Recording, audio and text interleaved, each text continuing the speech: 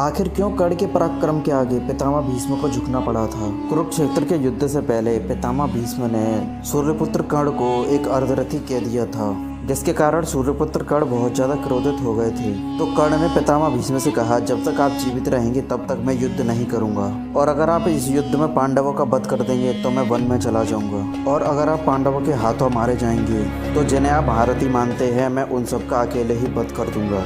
यह बोलकर कर्ण ने 10 दिन तक युद्ध में भाग नहीं लिया था, और पितामह भीष्म हमेशा कर्ण का अपमान किया करते थे। एक बार तो पितामह भीष्म ने ये कह दिया था कि कर्ण शस्त्रों के ज्ञान में पांडवों के 1/4 भी नहीं थे।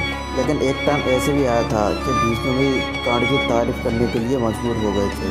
आखिर क्यों पितामह भीष्म कर्ण का अपमान किया करते थे, और क्यों कर्ण के पराक्रम के आगे पितामह भीष्म को झुकना पड़ा था, जानकर आप हैरान रह जाएंगे। कौरवों के सेनापति बनने के बाद में भीष्म पितामह ने इतनी तबाही मचाई थी कि उनको मारने के लिए पांडवों को छल का सहारा लेना पड़ा था। शिखंडी को सामने रखकर अर्जुन ने प्राणों पर भीष्म पितामह को सुला दिया था, और जब कर्ण ने पितामह भीष्म के वध के बारे में सुना तो सबसे पहले कर्ण भीष्म पितामह से मिलने के लिए आए, और कर्ण ने पितामह भीष्म के कर्ण ने पितामह भीष्म से कहा, पितामह मैं वही कर्ण हूँ जो आपकी आंखों में हमेशा छिपा रहता था, और आप हमेशा मुझसे नफरत करते रहते थे। पितामह मेरा क्या दोष था, और क्यों आप हमेशा मुझे अपमानित किया करते थे। कर्ण को प्रणाम करते देख पितामह बहुत ज्यादा प्रसन्न हुए। फिर पितामह भीष्म ने कर्ण को गले लगाकर कहा, कर्ण मैं हमेशा तुम्हारा अपमान करता था, फिर भी तुम मुझे देखने के लिए यहाँ आए, इससे मैं बहुत ज्यादा प्रसन्न हुआ। और फिर पितामह भीष्म ने कर्ण से कहा कि आज मैं तुम्हें एक राज बताने जा रहा हूँ कि कर्ण तुम राधा और अधिरथ के पुत्र नहीं हो, तुम राजमाता कुंती के पुत्र हो। और कर्ण जब तुम्हारा जन्म हुआ था तो राजमाता कुंती ने तुम्हें गंगा में बहा दिया था, और राधा और अधिरथ जब से तुम्हें मिले हैं तब से वे तुम्हें अपना पुत्र मानते हैं। देवर्षि नारद, श्री कृष्ण और वेद व्यास जी ने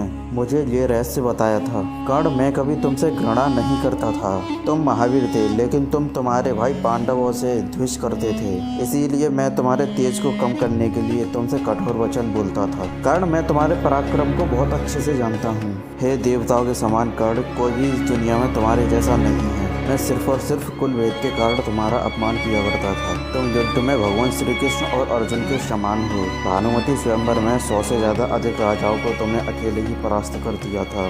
महाबलवान दुर्जय और जरासंध भी तुम्हारे सामने टिक नहीं पाए थे। दिग्विजय के दौरान तुमने अपने पराक्रम से पूरी पृथ्वी को जीत लिया था। तुम निष्ठावान और सत्यवादी हो। तेज में तुम दूसरे सूर्य के समान हो। देव पुत्र जैसे हेतु तुम अलौकिक कार्य करने में सक्षम हो। पहले तुम्हारे ऊपर जो मेरा क्रोध था वो अब चला गया है, जो होना था वो हो चुका है। लेकिन तुम अब मेरी बात सुनो, पांडव तुम्हारे भाई हैं, तुम अब उनसे मिलो, तुम पांडवों से अपनी शत्रुता समाप्त करो।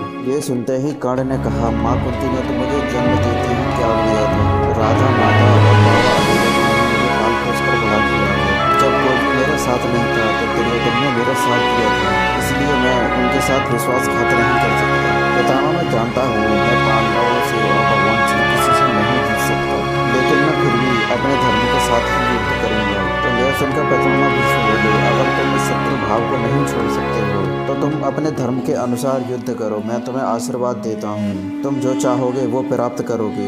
इस संसार में सारे रिश्तों से ऊपर मित्रता है। तुम दुर्योधन के सच्चे मित्र हो, इसलिए तुम जाओ, संपूर्ण शक्ति से युद्ध करो, कौरवों को युद्ध की आज्ञा दो और उन्हें विजय प्राप्त कराओ। तो दोस्तों आज होप आपको वीडियो अच्छी लगी होगी। अगर वीडियो अच्छी लगी हो तो कमेंट करके बताइएगा, और वीडियो को लाइक करके चैनल को सब्सक्राइब जरूर कर लेना।